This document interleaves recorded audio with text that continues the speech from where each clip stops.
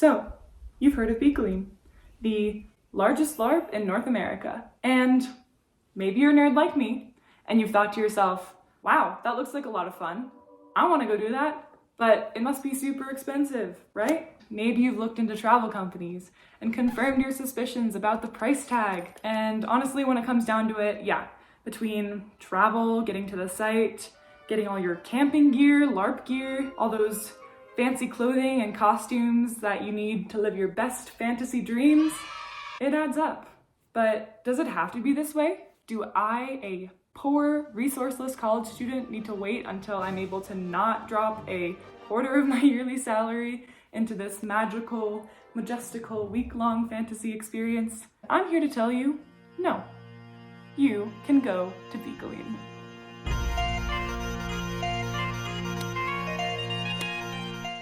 Hi, I'm Soph, and I go by Thea at Bicolline. I'm going to break down all of the essentials for you and give you some tips on attending the Grande Bataille of Bicolline as a first-timer alone. So here are the basics. We've got clothing, travel, camping, battle, and your character. So let's get into it. First off, we've got clothing. So this is probably the thing at the top of everyone's minds. Bicolline, as you may know, has decorum standards for the entire week. This means anything that doesn't appear modern. Essentially, if it would look out of place in The Lord of the Rings, Skyrim, Avatar: The Last Airbender, any fantasy show or video game you can think of, chances are it's not going to be decorum. So, you want to look cool, but you don't want to drop $100 per clothing item that you buy. My dear sweet friends, thrift, thrift, thrift! Clothing swaps, garage sales, Facebook Marketplace. Get crafty with it. Go through your grandma's closet. Find the roomiest blouse, add a scarf around your waist, belt it, and boom, you've got a tunic and you're ready for adventure.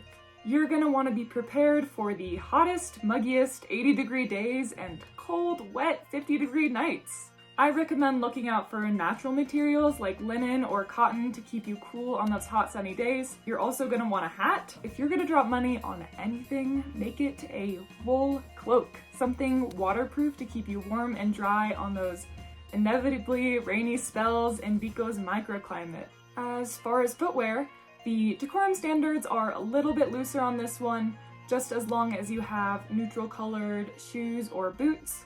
Just make sure that they are comfortable. There is a lot of walking to be done at Bicolline. The grounds are massive. Do not pull up with gorgeous lace-up leather boots that you haven't broken in. So here is my list of essentials clothing-wise.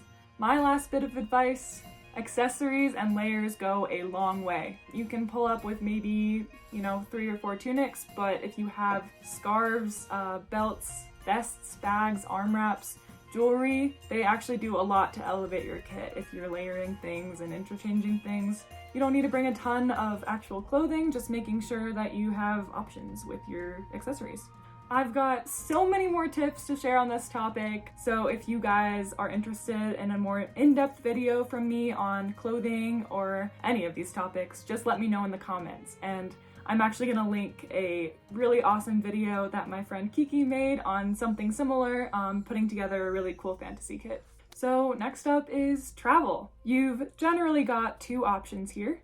If you're within 10-ish hours or like a day's driving distance of Shawinigan, which is halfway in between Quebec City and Montreal, I highly, highly recommend driving yourself to Bicolline. Between worrying about checked bags, camping equipment, finding transportation to the site once you've gotten to Quebec, Bicolline is about a 2-hour drive from the Montreal airport. In my opinion, driving is so worth it. Unfortunately, for the rest of us travelers coming from the far reaches of the country or the globe, option 2 is to fly to Montreal and find a way to get to the site. Now, I know I just said it's a lot to handle, but you can do it. Some travel companies will transport you from the airport, which is actually one big reason I'd recommend going with them if you're coming from out of the country. However, don't fret, there are more options than just that. In the past, unaffiliated Bicolinians have offered a shuttle bus, which has been the most cost-effective option I've found thus far. Some others rent cars with each other and split the cost, but remember you're renting for the entire week of the vehicle, so it does add up. I've also heard of people getting Ubers, but I can't say I recommend that one either. That's a 2-hour Uber each way. When traveling, remember to bring your passport, ID, and plenty of Canadian cash to spend on site. There is in-game currency at Bicolline, however, every vendor will take real cash. Next is camping. So you've actually made it to Bicolline with all your bags ready for a week of adventure. Are you gonna sleep in the poorly irrigated streets in 50-degree, possibly rainy weather? I've heard of some people doing it, not by choice, and let me tell you, it's not pleasant. If you can swing bringing your own tent and camping that way, do it. It is the most cost-effective way to spend the week at Bicolline.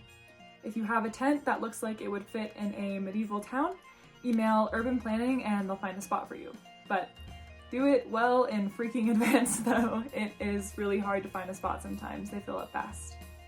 Now, I know I just said some stuff about decorum, but lucky for you, there's a whole area on site dedicated to those sweet, sweet modern conventional tents that keep you warm and dry. And the best part is it's free. No planning to do so, just show up, plop your tent down, it's first come, first serve. However, if you cannot bring an entire tent on a plane, which is a lot of us out-of-towners, you can rent a decorum tent from Bicolline itself. It is 2 cots, a chest on a raised gravel platform, perfect for sleeping too. I have also heard of buildings and rooms for rent on site, but you kind of have to have a connection for that one. Those fill up pretty fast as well. And again, your other option is a travel company. Now, you may have heard about the infamous river at Bicolline. As far as medieval hygiene goes, yes, some people do bathe in the river. Most wear a suit, but know that the grounds no longer allow soap of any kind, even if it is biodegradable. If river bathing is not your jam, there are some great modern showers for purchase on site. Just bring your own towel and toiletries. The other must-haves for the week are a warm sleeping bag, a sleeping pad, and a cot. It gets really cold and it can and often will flood. For food, there are actually restaurants on site at Bicolline. Just make sure you bring your own cutlery and plates. They are not allowing any plasticware this year. You can also cook, but there are regulations surrounding fires, so be sure to plan ahead. Next up is battle. So I know a big allure of Bicolline is the Great Battle. You know, the Grande Bataille. Anyway, if you're like me, you don't want to spend hundreds of dollars on a LARP weapon, and unfortunately, this is the one thing I can't really help you budge on. Weapons at Bicolline are super homologated, and most homemade weapons do not pass inspection for this LARP. You are welcome to look into it, but the safest bet is to use a manufactured weapon from a LARP company. Now, that being said, you can do this cost effectively by begging your friends. Okay, I know that's not super helpful for someone going into this experience solo, sans connections, but I have alternatives for you if you're really keen on attending the battles. Battle is hard. People always need water, snacks, moral support on the field, and I'm actually serious. The amount of times I've seen people just completely run out of steam from lack of energy or lack of water and having to call a medic. And Bicolline actually does have real medics or EMTs, which is super awesome. You might be thinking, what if I want to heal people with magic? And unfortunately, healers do exist, but it's a very restricted and coveted in-game role with special mechanics, so don't plan on it your first year. But don't fret. Some guilds want their banners or their flags bared. Some people play music like bagpipes on the field. Some give favors to brave knights going into battle. Some wipe the war paint out of people's eyes for them because don't put war paint on your forehead. You will sweat and regret. Armor-wise, armor is great.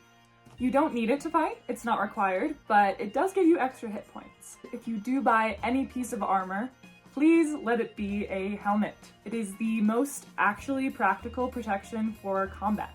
You see a lot of black eyes, bloody noses and ears, split lips. There are referees on field and medics, but headshots are legal, and it's also a big reason people die in-game. I'll link a great video on in-depth mechanics and rules of combat at Bicolline in the description. Finally is character. So, we've got logistics covered, now it's finally time to make your character. But hold on. You'll never hear anyone actually suggest that you need to make one. Bicolline is huge. You won't get away with main character syndrome here. Any royalty or important roles are earned, many times over the course of years. And that goes for most things. What you see is what you get. You can't show up claiming to be the best archer in the land.